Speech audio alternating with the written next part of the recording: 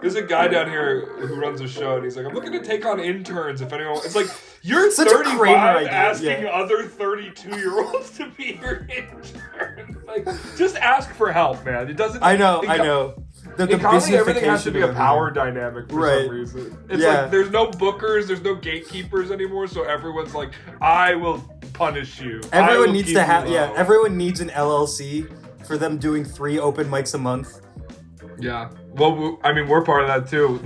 We just gave up on our LLC. Well, yeah. Well, our LLC was we accidentally made $500 once. Yeah, we had to do something. And then the venue we did our show at was like, yeah, we're gonna charge you taxes, and we're like, oh shit, we can't pay taxes on this money we do nothing with. Yeah, we just had 2 incredible shows in a row, and they're like, yeah, you just made $1,000. No, we never wanted to make money off it. We wanted to have accountants already by the time we were making money from comedy. We thought we'd be in already. We didn't know there was a whole business side to this thing.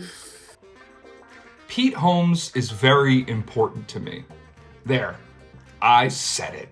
As a young man with big comedy dreams, his podcast, You Made It Weird, was probably the most influential podcast in my understanding of comedy. There are so many incredible interviews and pieces of advice that I took with me, and a lot of episodes I go back to over and over again. Bo Burnham has a world-shifting episode. Any of the Mike Birbiglia ones are must-listens for comedians. Gary Shandling, Chris Gethard, Gerard Carmichael. There's too many to count. One of Pete's best episodes, John Mulaney Returns. Now, the first Mulaney interview was good. They talk about SNL, being New York City comedy upstarts together. It's a fine episode. But on the sequel, it's about a year after Mulaney's sitcom was canceled, and he had hit the road with stand-up and his show, Oh, Hello. It wasn't the most important thing in the world. Comedy. Yeah. That's interesting. When did that come about? Well, we go back now to the failure of Mulaney, the series. Yeah, tell me what failure taught you. That's interesting. It gave you some perspective? It was a death of sorts. Are you kidding? Yeah. No, I'm not. That's my question. Yeah, you are an interviewer. That's it gave you perspective. So much perspective. I mean, it's not like I've sussed it all out. And there's also bad sides to that perspective, you know, because there's things you learn where you go like, I'll never trust a guy with, I'll never trust a guy with cufflinks again. None of that shit. If a network tells you this, you run away. They go over the show, what happened, and what John thought and felt along the way. There's a WTF with Maron around this time. That's a good one to hear a man in the middle of a media firestorm of a critical flop. But the time between Mulaney being canceled helps his You Made It Weird play more like an autopsy. Here's the thing. It was not Freaks and Geeks. It was not a thing that didn't do well, but everyone loved. People disliked it. Mm-hmm. People I respect never said anything about it, which I would assume means they didn't think I nailed it. It did poorly commercially, and it was hounded in the press like, countdown to cancellation, this show sucks. So it was just in every direction a failure. There was no silver lining. And I had to sit in it. I couldn't delude myself. Like, yeah, but we're like on Hulu, we're like I couldn't delude myself in any direction. There was no escape hatch. It was like a hard failure. It was a big kettlebell. You got a fast no. I got a fast no. We were shot out of the sky. Yeah. And there was no two ways about it. Yeah. And I just had to sit in it. I want to show you a clip from You Made It Weird with Mike Birbiglia's 5th or 6th appearance. It was released in June of 2024 and may be one of the best and weirdest moments from the show. It was a solid century. Yeah, Some of right. it led to murder. Murder! Yeah. Tell the host I said that tomorrow. Yeah. Murder. Mike is here. So excited. Mikey, you're part of the Netflix is a Joke Fest, is that right? Yeah. Great. We'll be right back. That's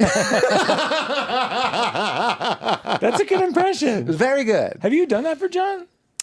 When would I do it for John? No, I'm just kidding. You've done it for him before. I'm walking that back. He texted me the other day, very sweet. Very nice. Because I think he heard me on a podcast kind of saying we're not really that close anymore. We are friends. He's just so busy and he lives in New York. And I love him. But I haven't done it for him.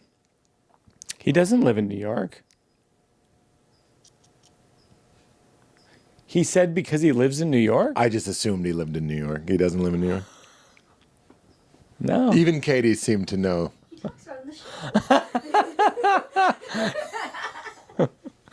Look, no. My only concern in this moment is that John is going to think I'm complaining, and I'm not. I just saw him the other night at Largo. Right. We had a lovely hang. Yeah. You know, the funny thing, though, is because I texted him the day after his bowl show, and I was like, He played the Hollywood Bowl. do you want to talk to anyone Right. after you talk to 30,000, whatever it Yeah. is? So I was like, I fully understand. I always say you don't have to reply. That's how I like to Sweet. do it with Johnny Boy.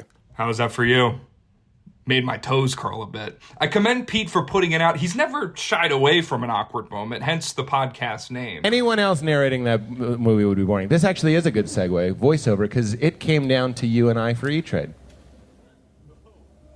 Yeah, I guess I had heard that. I thought that was an interesting story because we were in New York, and you're the actually the person that told me that I got it. Okay. Thanks for being here. I'm teasing. My What pleasure. do you say? I just thought that was a weird topic. Yeah, why many even times- bring it up? Quite honestly. No, because it's the podcast. It's supposed to be. I see how I feel right now. I feel awkward. I feel embarrassed. I feel like I've let you down. Now I 100% regret agreeing to do this podcast. I'm not going to speculate on what happened in that clip. I mean, Mulaney is the guy that brought parasocial relationships into the conversation, and Reddit does that enough already. In a world of Joe Rogan, Austin, Texas, Kill Tony, and Shane Gillis, I think a lot of new young comedy fans may not pay as much attention to these side things. Pete Holmes, Nerdist, improv and sketch, the LA comedy scene are not the hot thing like they were 10 years ago. As a comic and a fan of comedy from a young age, I follow this stuff. But in that one single moment for me, there's never been a clearer sign that things have truly changed in comedy. The world I thought I was working in doesn't exist anymore. Dreams I had are now reruns on Tubi. But this history is important. At least to me. That's why I wanted to do this podcast. Sure, it's easy to dunk on a show that's bad. That's easy, and you can find plenty of video essays reacting to bad media. What's at the core of this show is talking about change in entertainment. Mulaney, the sitcom, fails not because it was poorly constructed. It fails because it was one of the last breed of an animal going extinct. Comics would go from stand-up to sitcom to movies to Sex Pest on an easily designed pipeline. You could see it with Pete and John. Both had stand-up success. John gets a writing gig on SNL, then Mulaney. Pete got a gig on the Pete Holmes Show. I don't really have any thoughts about it. From the 2 episodes on You Made It Weird, these two guys appeared to be close enough at one point, but as comedy has changed and as entertainment has changed, it's worth examining those changes through this dynamic. I hope you enjoy this episode and listening to me and Aditya talk about it. Thanks for listening. That's true. They did shut us down at the end of the year. Because we went away during the cold times, I guess. Yep. And then They were like, now's the perfect time, lock the doors. we're going to go full Mark Maron on them. And then remember the second week of January, we got featured in Time at New York? For a show that didn't exist. That didn't exist anymore, yeah. It's such a... This is better than Crashing. Instead of him just winning all the time. Why isn't there... I've said this to you before, I've said this to a bunch of people before, but there needs to be an Inside Llewyn Davis for comedy where he just keeps losing. Like, he's just... everyone he knows becomes successful. He meets... I don't know who the Bob Dylan of stand-up is. Matt Rife, but he opens for Matt Rife at the Cellar or something. It's all 3 of the Please Don't Destroy guys. Yeah. All wearing Bob Dylan's outfits. Yeah, they do kind of all look like him. him. They all look like they look like different decades versions of him. Like 60s to 80s. Yeah, I remember his really tall redhead decade. That was Oh, really yeah. cool. Well, no one talks about 80s Dylan for a reason. Did you watch this Father Trey episode of Mulaney? Yes, I did. Okay. What Did I you watch think it? of Why wouldn't I have watched it? I don't know. That's what this I whole don't know. podcast is about. Yeah, I just want to make sure you weren't going to just fake it like last time. No. I have a whole set of notes. I didn't mind it. What did you think? I I mean, thought this was the best episode so far. Yeah, judging it based off of the rubric we have for this show, yeah, it's I would say I did not have a bad time watching it. Like John's mom is coming to town. The whole plot of this episode is John's mom is coming to town, and John has been pretending that he goes to church, and he made up a whole fake priest that his mom believes is Father Trey, who's someone he plays basketball with. and then there's just things go from there. So, like, the beginning of the episode, John's mom comes over, and I've honestly never related to something more in my life. Yeah. Because my mom is exactly like this woman that plays John's mom in the show. Yeah. Yeah. I've never related to something more. She sends you, like, a religious thing to hang on your wall. Right. Didn't you literally have, like, an Irish, like thing to hang up that your mom sent you? Yeah. No, I have like plenty of like rosaries and Celtic crosses and stuff. Yeah. And it's like this is what like Catholic mothers need. They need to live in a fantasy where they believe that like a young man in 2024 goes to church and doesn't drink. Like that's the fantasy. It's like sometimes you just need to give up on the I did like at one point when his mom's about to walk in, it's like, don't swear in front of her and don't mention that one weekend we did cocaine. And I'm like, Johnny, it was more than one weekend, but okay. Yeah. It was a decade. What was funny to me though is like what has become most interesting to me about this show is seeing the bits of real personality of like John Mulaney's actual personality, or at least what he has shown to public to be his personality seep through. Because he's talked about a whole bunch in like his stand-up, in interviews and stuff on like late night shows about how it's like you're supposed to lie to your parents, like how there's a front he puts up about like, you know, the idea of being likable or whatever. That's just, like, this is a thing that has been brought up and is clearly like a thing he at least like works to or is something that creatively he's interested in. And now it's like the driving plot of an episode, which I actually appreciate because it's not just standard fare of like, oh, my girlfriend has a job I don't like, you know, like the exposition dumping of the episode is still not great. The craft of writing this, of like structuring the plot line, it's still, you can see the seams show, but the unique parts of it of like, this is clearly a dude's personality. That's, I think, what's getting me through it. Cause I'm like, and maybe this is just cause I know a lot of his other work and I've seen him in other things, but that's, I think, what is interesting me about this episode in particular. Yeah, I think that's a good point. Yeah, I think as we're getting further into it, we definitely need to find some sort of motivation to stay with it. So that's basically you're like a hostage. What's that? Stockholm syndrome. Yeah, and also, it's great. It we're bodes in an well. abusive It bodes well for relationship. trying to get people to listen to this. If the hosts are having issues with it, Like, oh my god, like don't like what? I guess you can watch the show for free on the Internet Archive because you cannot get it anywhere else. Oh, there's another thing. Like, just on the note of how everything involved with the show has been nuked. The church that he goes to, or like the established shot of the church they go to, that's a real church in the East Village, which makes sense because that's where the characters canonically live. That burned to the ground in 2020.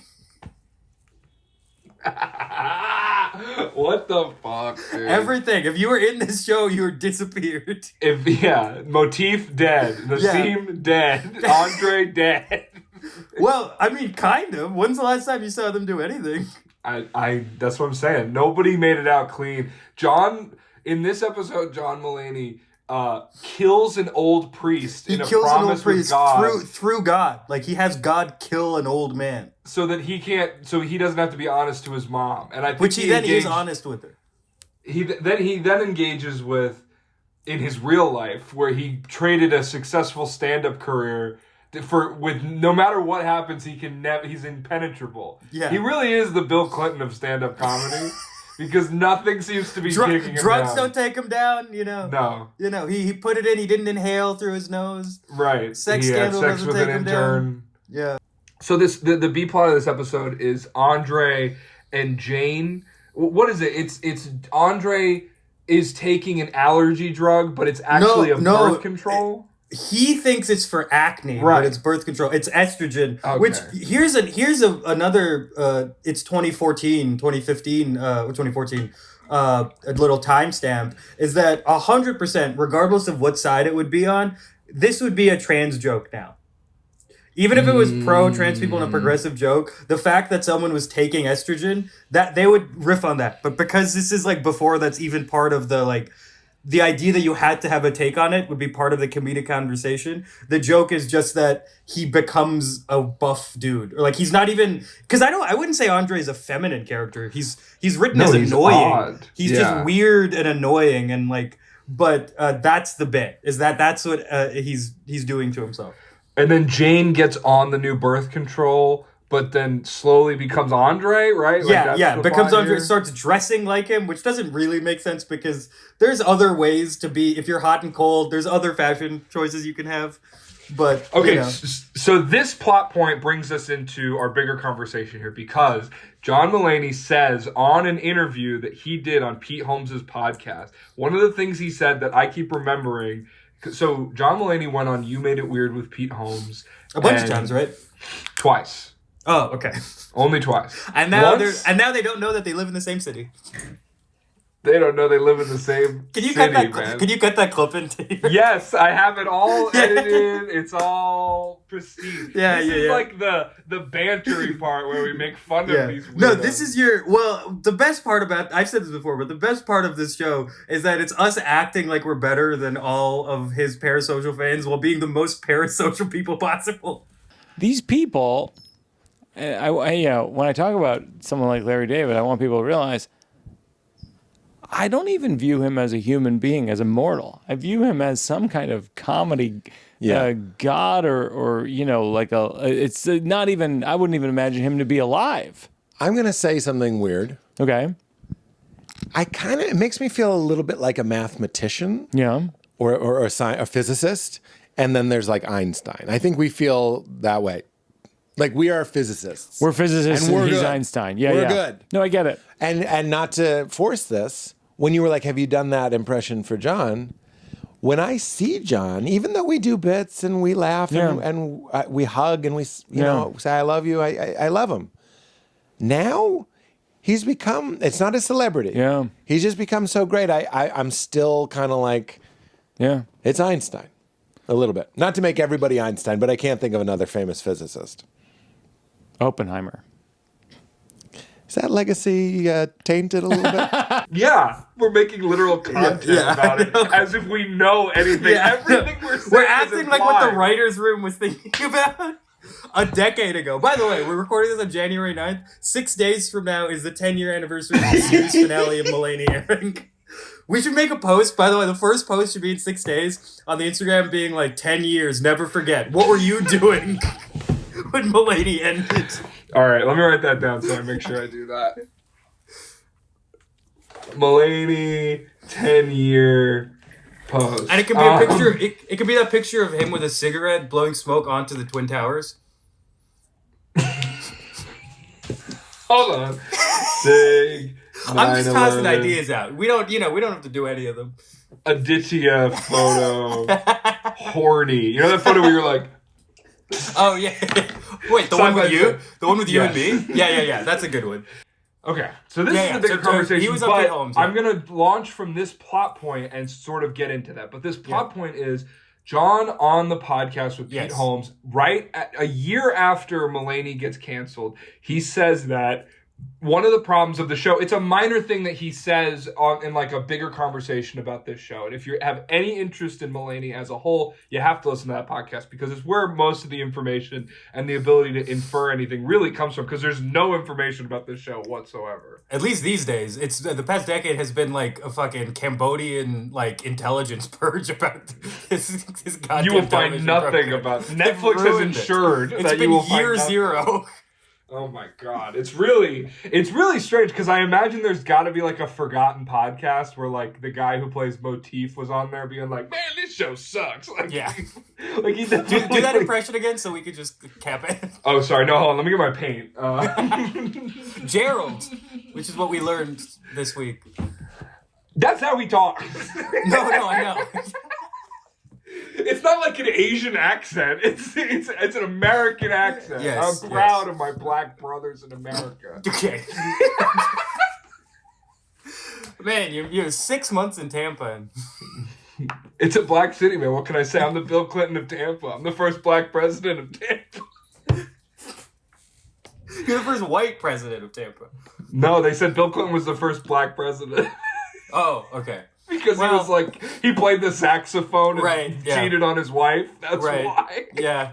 So one of the offhanded comments Mulaney makes on this Pete Holmes podcast is that, I think we did a role switch too early in reference to this episode.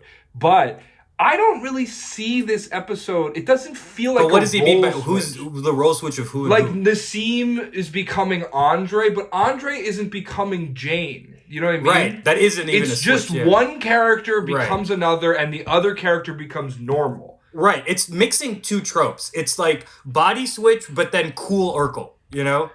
It is that. And they don't necessarily. You don't necessarily but he connect doesn't need the a two of them. machine to become No, cool. no. He He just just put him stops in taking cool estrogen. He stops chemically transitioning, which is insane. That's Yes. the canonical explanation for what happens. So, getting into the bigger conversation now, where it's like there's so much good information about the show in that episode. It's John Mulaney Returns. That's the name of the episode on You Made It Weird with Pete Holmes. But this episode is also called Father Trey, who is played by Pete Holmes in the show. And when I heard this podcast before I saw Mulaney, I thought Pete was like in the whole thing. He's in one scene. He's in like less than 5 minutes. What do you think about Pete Holmes, and what do you know about Pete Holmes?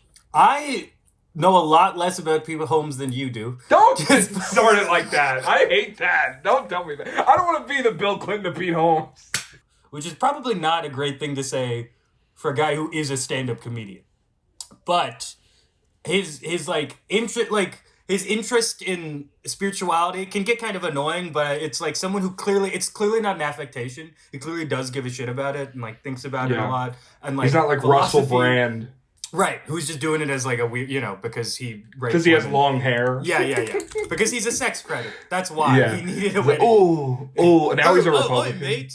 Let me stick my holy ghost inside your overbooked inn. I don't know. Was he a stand-up? Was Russell Brand? He was a stand-up. Yeah. Oh God, he's the Pete Holmes of Bill Clinton.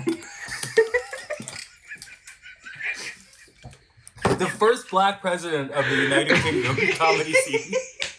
You know they have a show called Live at the Apollo in the UK? The Apollo No, is a they theater don't. there. And I'm like, No, you they can't do don't. that. You can't put in the whitest country in the world. You're like, you got the office, we get Apollo. It's like, all right, nope, that doesn't mean anything anymore. That's not even something we care about, really. I guess you can't trademark it, whatever. But like, and it bleeds through into his work. Like his stand-up is very like so many of his bits are like conceptual, like philosophy bit. Like I'm thinking of the bits of like the Google not knowing bit. You know that one of like he's like he did that on Conan, I think. Like another one of like being like trapped behind your eyes and stuff. And here's where I'll say I don't really think any of it is funny. Like he's definitely made me laugh in his stand-up before. Like he has a thing about being a kid or whatever. Like I don't think he's terrible. Like he's had jokes that I do genuinely think are funny. But the things that are definitely and most clearly expressing his voice, I don't think are particularly comedically well thought out. But seeing it then in other avenues, like in his podcast where he's basically being completely sincere. Or like Crashing, which I think has a lot of good moments. It makes it. He's a really kind of singular figure, and I don't mean that in like the complete unknown Bob Dylan way, which we can talk about that for 40 minutes if you want. But but I mean like we singular. do a figure that second podcast about all the Bob Dylan movies. That The would be a good 7-hour idea. documentary. We should do that. Not this horrible idea that like not only do we are bored of the show, we're like losing steam on how to talk about the show because it's so nothing. There's so nothing to talk about. It's just like yeah. I think in my mind the show is just it shows how it actually is difficult to write a boring sitcom, A boring competent sitcom is actually difficult to write because you need to generate these ideas that seem obvious, but then you put them on and they're like not. I've been watching New Frasier. Is that like a New Girl Frasier collab? God, can you imagine? She was actually Who's that Frasier? It's Frasier. It's Trump. He's a Republican. She was on the old Frasier. No, like the reboot they did last year. And it's not great, but it's a lot. It's like a live studio multicam sitcom, and you can tell that the writers there, they know how to write for that. The sitcom idea, they're like tropey, but they still feel like fresh enough for you to like invest in them. Like these are people who know the medium they're in, and then you watch Mulaney, and it's all people who wish that their packet was picked by Tina Fey for 30 Rock.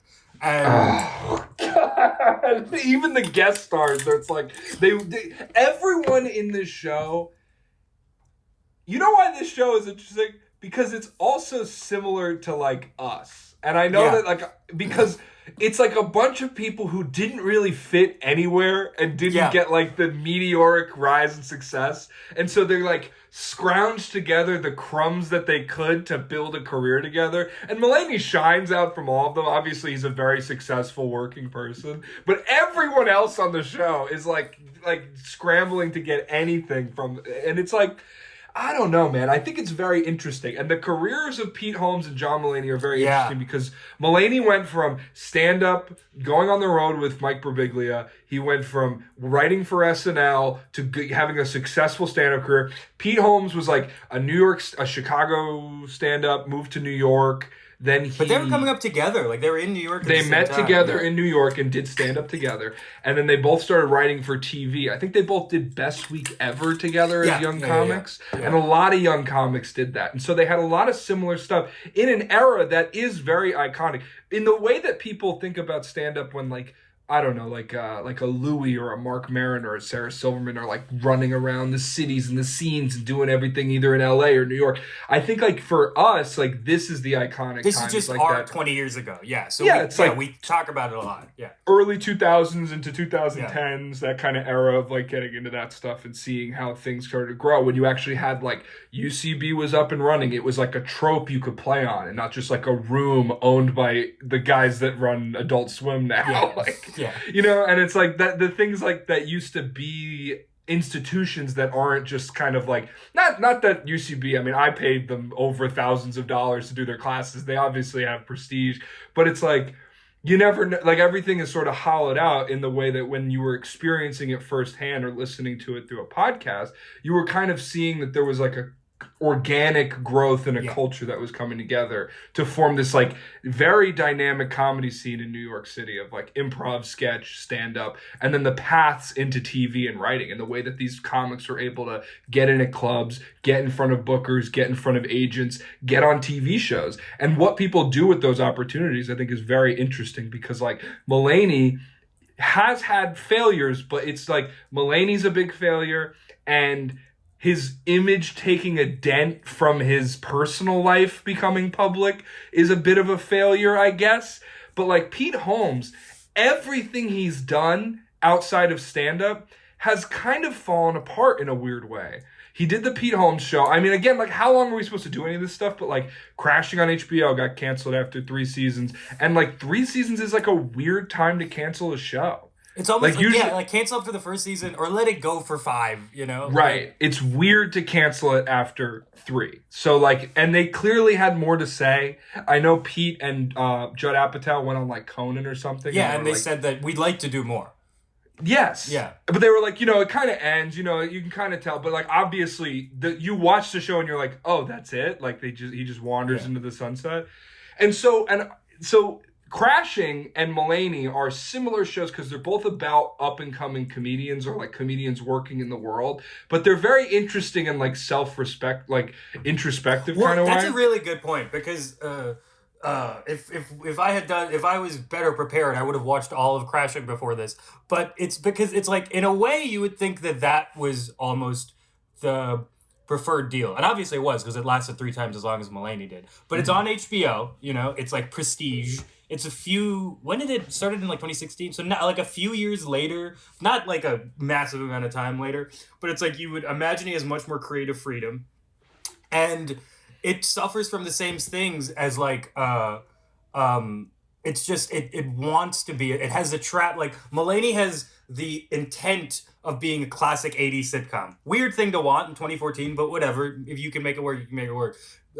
Crashing has the intent of being like HBO's Louis, you know? But it just isn't that because he's just not someone who can translate the interesting parts of his personality into into any artistic medium. The one like it's him just like espousing it in podcasts. It's him just saying it, you know? Yeah. But he's never once it goes through a craft, I'm like, I don't care, man. Like these jokes don't matter to me about like religion.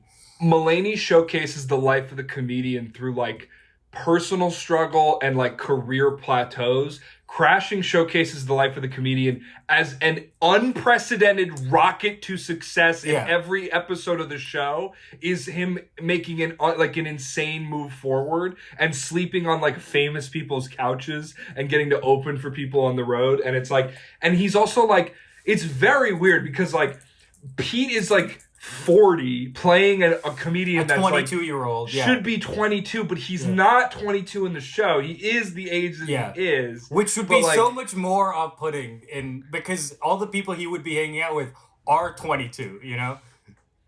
It really doesn't make a lot of sense. I like Crashing still. I still think Crashing is a better show than Mulaney. It is like more watchable because of the things that we talked about on this show where it's like there's Louis, Master and None, Girls. There was other ways to do comedy shows that were emerging and nobody wanted a rehash of Seinfeld. I wonder whether too that's just like kind of a media literacy thing. I mean, it's still a failure on the writer's part, but if like this was 30 years ago and we saw an episode of Crashing and we saw an episode of Mulaney with what we knew then, I mean, maybe I feel like we wouldn't even understand what Crashing was, but we would get Mulaney and we'd probably like it, you know? Like, a lot of his failures are like, it's not, I don't think we think it's good because it's still not as good as the other things from that period. But I mean, it's an odd just choice. Well, like the thing is, like, if you look at like Mulaney going from SNL, leaving it to start his own sitcom, even the people that also did, like Tina Fey starring 30 Rock, she didn't run to do something that had already been done. Yeah. And so at least Pete doing, like, Mulaney's like, let me do the thing that I've always dreamed of doing that nobody wants. And then Pete's like, let me do the thing that everyone wants. But it's just my life story. It's like, I'm actually not that interested in Pete's, like wife cheats on him, like you can self-mythologize something in the modern era of being an entertainer and making podcasts by constantly telling stories to people and constantly having to repeat yourself and being an entertainer. You make things into this thing, and then to have it on a show where like Lauren Lapkus is playing your wife and she's cheating on you with a guy and you're like acting out these famous stories from your podcast, it feels similar to Mulaney when he's acting out jokes. Like acting out the New in Town bit about the guy giving him the prostate exam. It's like Pete doesn't have the stand-up strength that Mulaney does to make a whole scene out of his bit, but Pete does have the cult following of fans that are interested in seeing the story they've heard thousands of times on the podcast be acted out by actors. It's like, I think so. 2 points to that. One, I think there's this saying I heard at some writer said where it's like about like, judging people's writers. Mein Kampf. I'm very much the Bill Clinton of Weimar, Germany. He was like, I remember it was some writer that said Mein Kampf. Hey, Mein Kampf. These are clips we don't want to cut. He was like a thing he would say to his students. He'd be like, good therapy, bad poetry. You know, like it's not just because it's true and this happened to you and you're just like getting it out there doesn't mean that it's a good piece of art. And that's how I feel with a lot of things where it's like, you're right, with podcasts, you have this, because the whole, I guess, appeal of them is that it's off the cuff and you can just have your best friend laugh at whatever you say. It makes it sound more iconic and interesting than it maybe really is. And then you see it in any other context and you're like, oh, this isn't a well-written thing. Like, this is an interesting thing. But you speak to the other thing where it's like, there's this thing I think Louis said about how like he was never really worried about the show not doing well because he was a stand-up and he's like, I can just always go back to doing stand-up and I'll be fine. But if you're an actor, you're an empty cup waiting to be filled. So you always need to be getting every role. And that's the difference between the two is like Mulaney, like this bombed horribly. He went on the road and then came back with a special, The Comeback Kid, which is like a widely beloved, acclaimed stand-up special that everyone immediately was like, this is great. I don't give a shit that his sitcom failed. And Oh Hello. He also right after Mulaney crashed, he went and did Oh Hello after doing the tour that became The Comeback Kid. Yeah. And that's also in the episode too about how the Pete Holmes podcast about how like failure can turn into something good. Or for Pete Holmes, failure can turn into you're a guest spot on a bowling sitcom in 2023. Yes, right. Or on. You said you had 2 points, by the way. Well, that was my second point. Was Pete Holmes is like, you know, Pete Holmes is he's just not as good of a stand-up, and I think is less likely to inspire that fervent cult following that Mulaney has from stand-up. Like, I'm positive that he can sell out rooms because of how popular and long-lasting his podcast is, you know? But, like, are they there because of his jokes? Like, can he just go to a random spot in, like, Peoria and, like, kill in the, like, just in a random room where nobody knows who he is? Not to the same extent that I think Mulaney can, you know? Because he's just less translatable. He's just more for a specific person. And so I think maybe that is the difference between the two. And, like, that's why they're there where they are now. Now you see Pete, it's like, every time I hear about a career thing that Pete is in, like that sitcom where what's the other one? Meet the Pradeeps. You know, he's like the weird lawyer in the Indian family that moves to Pittsburgh or something. It's like, is he really in that? He's in that. He was in the. That's why I sent you the trailer. I remember I sent you the trailer and you didn't respond, and I was like, I don't think he watched it because he would have known exactly why I sent this to him. I didn't know what to say. I didn't know what you wanted me to say to it. I wanted a picture of you with your head in your hands. It was just like Off the Boat, but for Indian people. Yeah. And we already did that kind of show. It's the same show again, except it's going to be like... But, like, that's my point is, like, whenever I see something like that, I'm just like, it's always a surprise. I'm like, oh, I guess Pete is still trying. That's what I think. It's like, man, it really just feels like your podcast. That's what you do now. You just talk about how God's probably real, you know? Yeah, I mean, he did. I mean, dude, I gotta be transparent. The podcast was maybe one of the most influential things in me getting into comedy. Like, listening as a young man and poring over these podcast episodes and re-listening. There's like Bo Burnham number 2 or 3. That's like 4-hour podcast with Bo Burnham after Make Happy was like very influential to me. The John Mulaney ones, the Mike Birbiglia ones, like all these episodes with these comics that I really like.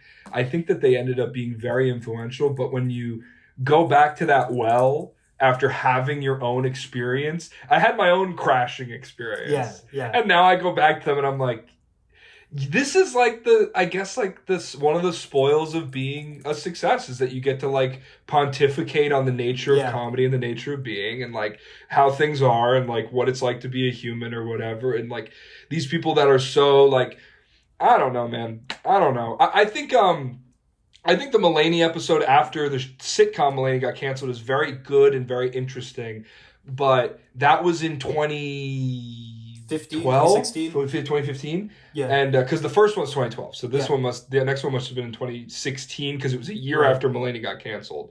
And what's funny is that Mulaney has a couple, he's not in any of them. He does do a You Made It movies with Pete where they watch the assassination of Jesse James by the coward Robert Ford and do a commentary track, which I own, and I had to scour the internet to find. It was that like also doesn't exist anymore. It's not online.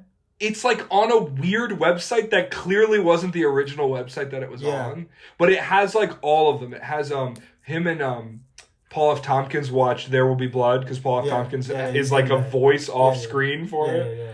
And him and Joe DeRosa watch Glenn Ross. And there's like a couple other ones, but that's mostly the main 3. He didn't really do it that much. But the Mulaney one's very interesting because they mostly talk about the movie. Mulaney's wife walks in the middle and like Pete is like talking to the wife and like they're at John's house and Pete's like making fun of the fact that he doesn't have like a Blu-ray player and John's like, I'm not here enough to like need a Blu-ray player. Like it's very funny, which leads me again to those are the 3 things that are pieces of media. And then we already mentioned it, but the Mike Birbiglia podcast incident is maybe one of the most red-hot, embarrassing moments I've ever seen actually be put out. Yeah, captured live, not cut out. The other one is on You Made It Weird when he confronts... His name's like Slater, like something Slater, and it was the guy... John Glazer? The John Glazer. Yeah. It was on this podcast, You Made It Weird, where Pete Holmes and John Glazer have a weird, tense interaction, not just on a podcast, on a live podcast, where Pete brings up the fact that Pete was the E-Trade baby, and Glazer lost that. And hey, let me publicly bring up a shitload of money you could have made that you didn't get, that I got. Yeah. I thought it would be really funny. Really hilarious. super My funny. penis is like shrunken into my torso. I'm so It fucking should. uncomfortable. It definitely should. I'm very impressed. And just to make it clear, I don't think that you took it from me. Right. That clearly didn't happen. But Right. just to even just bring up in general, hey, it came down to me and you for Right. this fucking shitload of money. Right. I Like, know. why even bring that up in front of people and make it public? That just seems like a really Yeah. shitty thing to do, In quite honestly. hindsight, it is shitty. And it's really weird, but only trumped by the clip that, I mean, dude, it's so perfect. It's such a perfect clip. The Birbiglia one is just like, it's on video. Have you seen the video? Yeah. So I Just only seeing his, first. he gyms the camera of being like, my friend doesn't like me anymore. There's somewhere, maybe we should make this, but you could make like maybe like a solid minute compilation of like those 3 episodes, or like the 2 Mulaney episodes. Maybe you include the Jesse James episode too, but like you get one clip of each that's like an evolution of their friendship as their kind of career paths diverge, and then you end it with like Pete Holmes does not know that he lives in the same city as John Mulaney, and then you just title it "Evolution of John Mulaney and Pete Holmes' Friendship." Like that would be like that's like a skeleton key to every single grievance and like little petty disagreement in the New York comedy scene of the 2000s. That is, there you go. That is like representative of all of it, I think. We're both presenting to one another. Yeah, it's true. We're just like, would you like this? Would you like this? Maybe I was getting in my comedy voice. I do have to go. I can hear. You want to hear my Phil Rosenthal impression? And I go in, and they have these little dumplings, and they're filled with pork. I didn't know you could put pork in a dumpling. I eat it. It's incredible. He's kind of like you now that I think about it. God. I go down. There's an old woman making spaghetti with her knuckles. It reminds me of I didn't know you could make spaghetti with your It reminds me knuckles. of Richard Kind, who's the announcer on It Mulaney is. Live. Is he? Yeah. Everyone's in LA, which is I'm on tomorrow. Well, he lives in New York, so. Thank God. Petey, I saw what you said on your podcast. Stop it. Stop it. We're friends. I didn't have you on. The list of people I couldn't have on, it is long as your nightshirt. I think it really is, man. It really is like, so I'm going to play the clip in this video, but it's Pete Holmes being like, he makes a joke about Mike Birbiglia being in LA to be on Everybody's in LA, Mulaney's Netflix late night show, which kind of got roasted in that New York Times article about comedy recently. Did you read that one? Yeah. Because he's talking, but that's a different point. Just about how I thought everybody in LA was okay. It was pretty good, but it was so disorganized and there were so many people on it. It was like very like broad. I don't know. Did you like it? Was that like? Yeah, I felt the same way. It was like, it had its moments, but it's like when you're just a live show, you're going to deal with stuff that isn't interesting and stuff that is, you know. Yeah. Yeah, the monologues were cool when he like goes over the weird like sections of LA in the first one. Like that's a cool one, but I just think it's so like, so Birbiglia and Pete Holmes are like talking about this, and Pete goes, I am fine with John. I think John talked to me the other week because I think I mentioned something on a podcast and it made it imply that we're not friends, but we're perfectly fine, which you never have to say if you're actually friends with someone. You never actually have to say that if you're friends. If you're friends with someone, you're confident in it. You don't have to make a public statement about A how public you're fine. statement. It's one thing to do it in like a group to like a mutual friend, but to do it in front of an audience of hundreds of thousands of people. It's like weird, man. And keep it in the editing, you know? And then Pete goes, well, you know, it's fine because I just don't know John like we used to. We've grown up. We both are more, have different lives. And he lives in New York. And Mike Birbiglia goes, John doesn't live in New York. You think he lives in New York? And it's like, Pete is just like he said that because like he didn't need to say that. It's so beautiful, Aditya. It is so beautiful. He didn't need to say it's because John lives in New York, but because he says that, it's like he needs He's to believe. teeing himself up, to be He completely needs knocked to the fuck out. believe Yeah. that John lives in New York, and that's why they don't talk anymore. Yeah. Because there's so much distance. John probably lives an hour I away know. from him. Well, you know what the best part about that is too, is it's like they both have young children. You could just be like, we're new dads. leave it at that. We live across the country and we talk pretty consistently, you know? Like, it's not that hard. No. Which means there's something there, and I couldn't find what the thing was. I couldn't find it. I scoured Reddit to see if there's any fan stuff.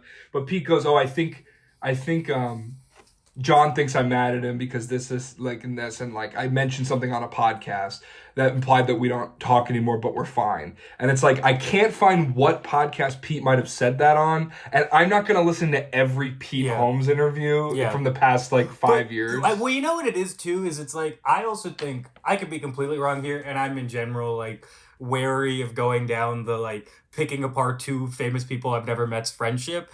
But it's like I almost feel like I don't know if there's like I would be surprised if it's like there was a big falling out or someone said something.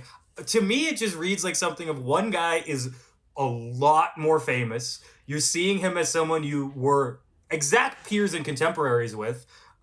Because of just life, you're in your 40s, you aren't like talking to each other as much. But there's that little bit of resentment that's eating away at you because you're here and he's there, and so you just kind of mention it, and you know, like, and there's clips of a bunch of stuff. There's like Marin talking about how Jon Stewart's like pandering as part of his JFL set in 2009 or something, you know, like this exists, just dropping little asides because this guy that was your friend doesn't have time for you anymore. But it's just like, man, it's not, we're not kids anymore. We're not in our 20s and I'm much more successful than you. And so then it gets to a point where the other one is like, hey, I'm fine. You know, like, we're good. I'm sorry. Like, do you want to talk?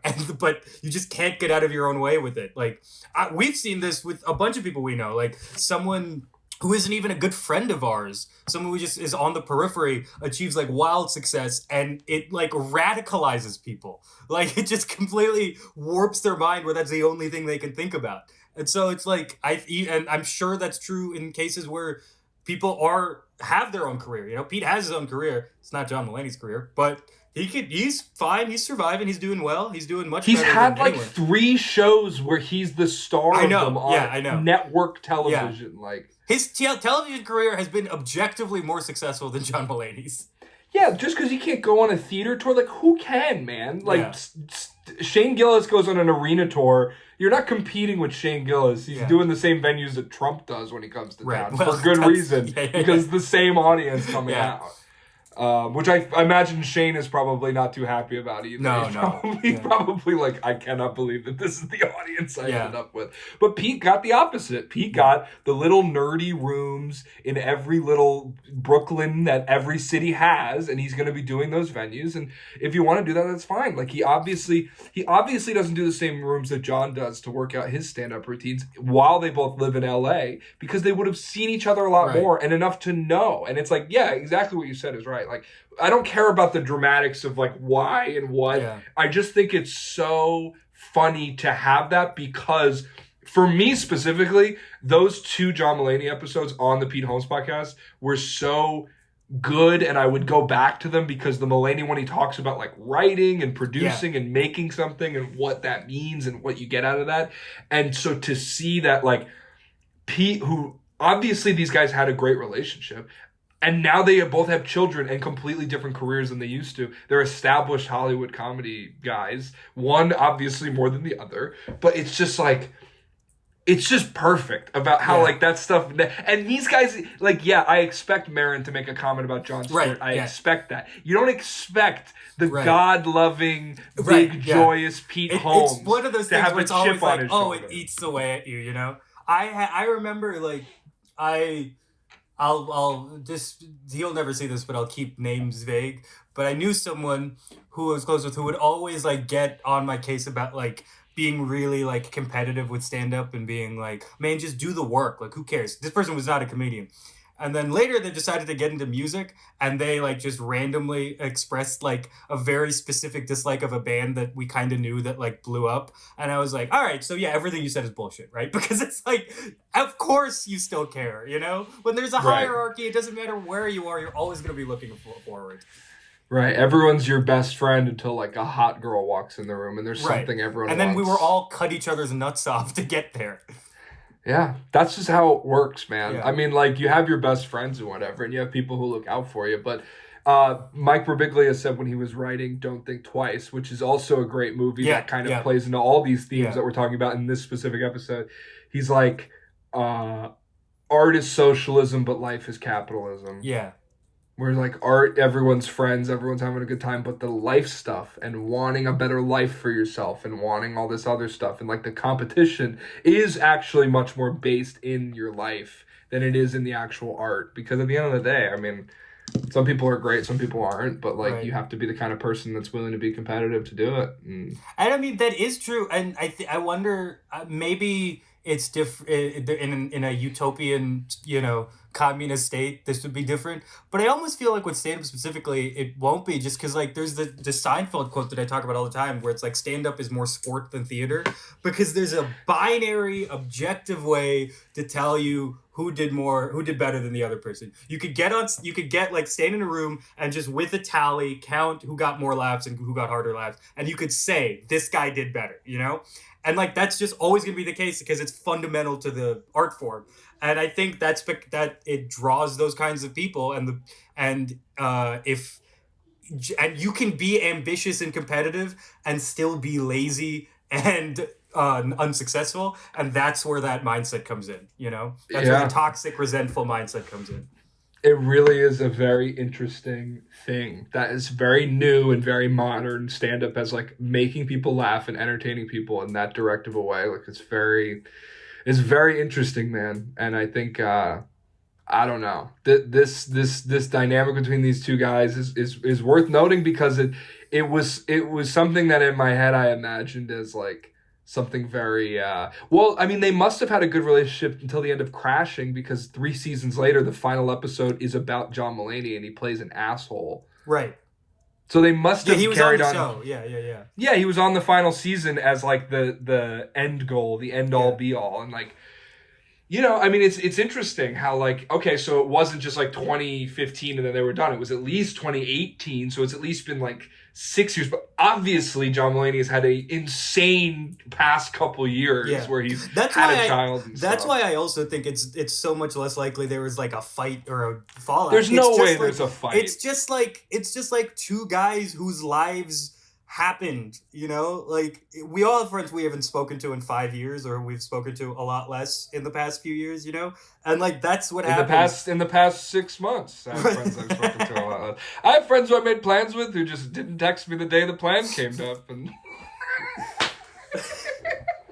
well, you gotta admit, between you and a bag of ketamine, I mean, I know what choice I would make. I know what choice I'd make. But they call me the Bill Clinton of a bag of ketamine. Bag of ketamine, yeah. First black bag of ketamine. I believe that's also known as heroin. And ladies and gentlemen, the John Mulaney Podcast. John Mulaney Podcast. 10 years, never forget. If we had an MRI machine, right here, we could see your heart shrinking in real time. Like the Grinch? Wow. You look like the sawdust they put on the puke at the carnival. Just kind of like a bland... I feel like today is your Joker origin story. Because the De Niro Mulaney didn't have Joaquin, on, but he had you on. Yeah. I hope you have a lot of fun, man. Thank you very much. And this, if you choose to keep this in, that will be very amusing to me. I love you. I appreciate you having me on Weird Working It Out. Weird Working It Out? Yeah. Nice. Weird Working It Out. Would you say keep it crispy? Yeah, keep it crispy, my fellow comedian friend. I love you very much. I love you. Tell John I said what's up. I'll try. It's really busy over there. They have like a lot of stuff going on. Yeah. Just a lot of moving parts. It's like TV, you wouldn't understand. It's like show business over there, It's not something you'd understand. It's like people in the business you wouldn't understand. It's like, it's really like royalty in comedy. You wouldn't understand. It's real like Hall of Fame, heavy hitter legends over there. You wouldn't understand. I don't know if I said it last time, but you look like the photograph Matt Damon tapes to his treadmill.